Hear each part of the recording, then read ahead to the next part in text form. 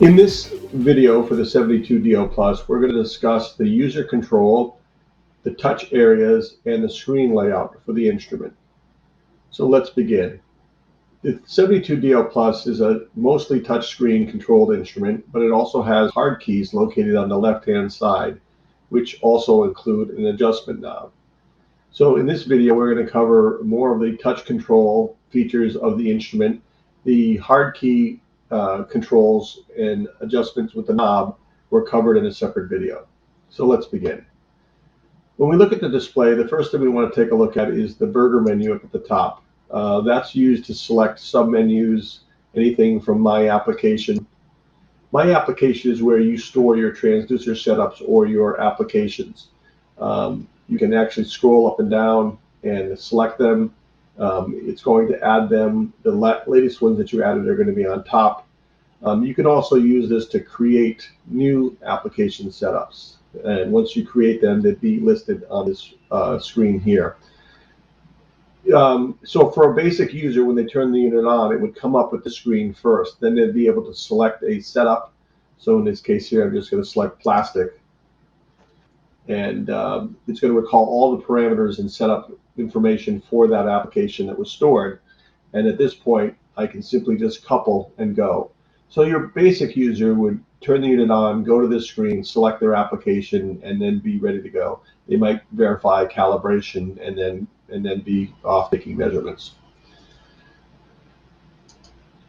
Okay, we also have in here things like save applications. So this is where you'd save an application that you've done or set up. You have the configuration, which is the actual parameters that you can control for the setup. Some advanced user setups, and also settings. Settings are going to be mostly the submenus for things that control things like units, measurement mode, whether you want to be in thickness or velocity mode, unit types, inches or millimeters. All those things are controlled in this menu. Hold blank, measurement rate, averaging, things of that nature. You can use the arrow key pointing to the left to go back to that menu screen.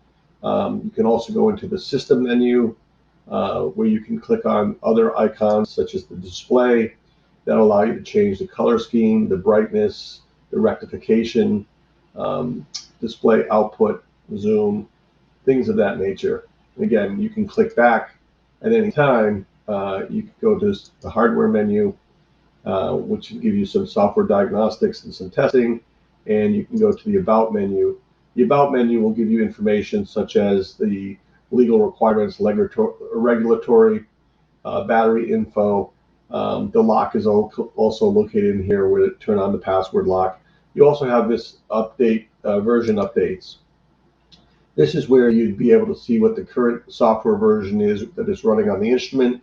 You can also check for updates. To update this instrument currently, you would load the software onto a thumb drive and plug it into the instrument, and then you'd go to this screen and click on check for updates. It'll go out to the thumb drive. If there's new software on it, it would ask you if you want to upgrade it, and you can upgrade from there. So to get back to the main menu, if I hit the back arrow key here, I'm going to go back to this setup menu.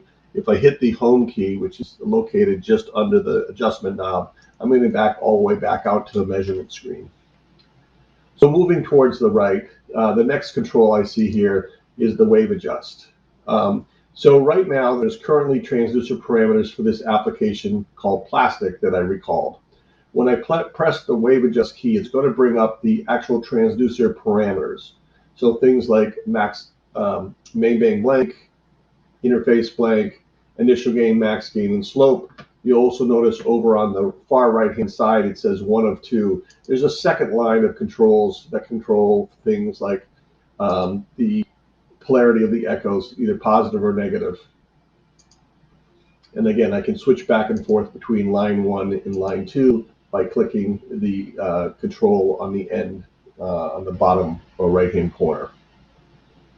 We will cover the controls and how they work and how they function in a separate video. Moving further towards the right, at the top you have an IDF, which is the ID file. If you click on that, you're going to bring up the file manager file functions. You can start a new inspection. If you want to save data, you can review the current one. If there's any readings in it, you can actually go down here and you can actually use the knob and you can scroll through and look at the readings that were saved in it. I can press the home key to return again. Other functions in here are things like the file manager. This is where you'd have your application setups, and we'll cover another video on how to actually go in there and delete these. If you have an application set up and you want to export it to the thumb drive, you can go to this menu, select it, select export, and you can export it to a thumb drive, and then you could import that setup into another 72DL Plus. Okay. Under that, we have the layout. That's going to control what you see on the screen. So right now I'm in the full A scan mode. I could also be looking at a B scan, which would be a cross-sectional reference of thickness. I also have the ability to go to A scan and B scan. So vertically, you'd have your ultrasonic A scan, and then you'd also have your B scan showing you the profile thickness. You could also look at what's called a trend line, and a trend line is basically a strip chart. So in this case here, we have two echoes that we're actually tracking. One is the interface echo, and the second is the back wall echo. And if these were varying in thickness, what you'd see is you'd see slight changes in the signal where the trend line would actually change. We also have a zoom function that will take the measurement that's on screen and it will center it and zoom into the measurement.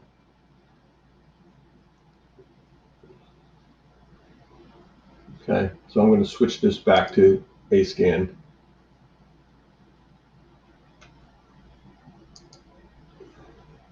This location here is where the current ID is. If I go ahead and hit save, the save key, which is under the home key, the save send key, you can see that my ID will increment 2, 3, so on and so forth, depending on what type of file you have in there. Pressing this key will either send it to the external device or save it to the internal data logger. Moving even further over, what we see is the thickness display. Here you have your thickness value and the units. In this case here, it's mils.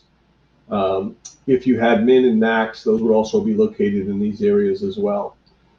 Above that, you have the transducer that is currently being selected in the setup, which is M2104. It says M2, which is the mode 2. It has 70 hertz, which is the update rate. This is showing you that I do have a Wi-Fi dongle plugged into the instrument. Next to that, there's an icon for the thumb drive. If a thumb drive was plugged in, it would show you that the thumb drive is plugged in and recognized. And over here is the plug indicating whether you're plugged into the main power supply or not. That will indicate that you are on main power. And then you have the battery symbol, which tells you the status of the battery, how full it is. What you'll also notice here is you have the name of the application setup. The reason that it's in yellow here is because I recalled the setup and then I made some changes to it.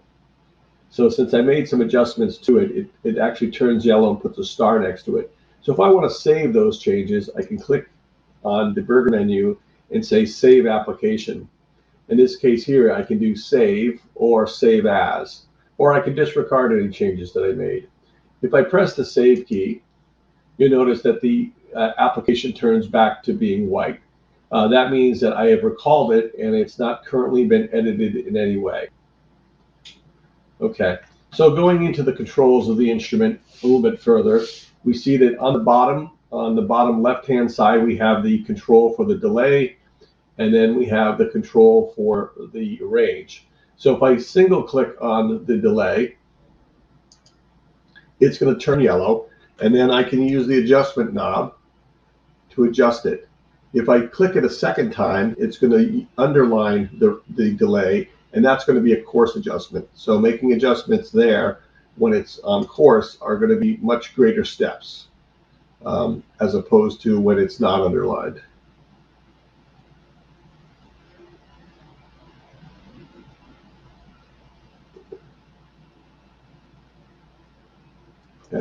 the same thing for the range. If I click on the range, single click will turn it yellow. I'm on a fine adjustment there.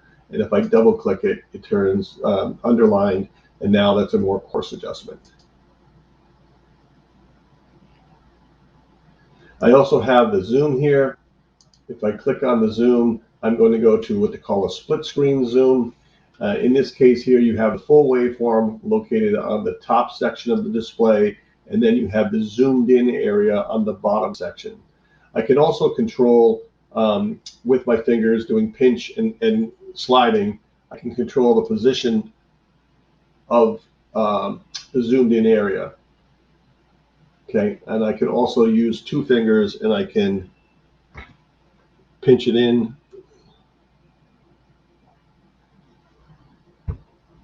or bring it out.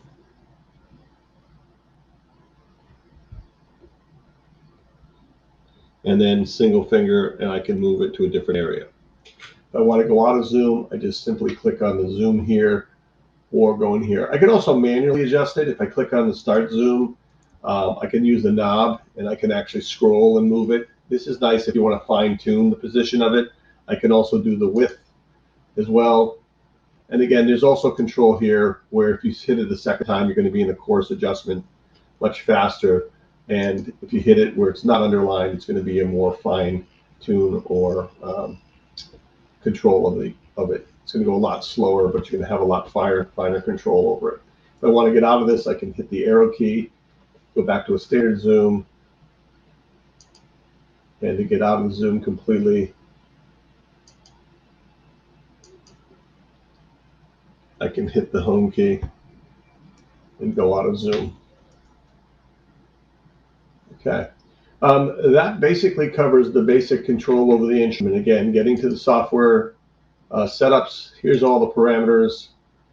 You simply touch on the icon related to what you want to do. You have system setup, where you can set up the date and time, communication, hardware setup, and about. This concludes the video talking about how to use the 72DL Plus, the touchscreen area, and its controls.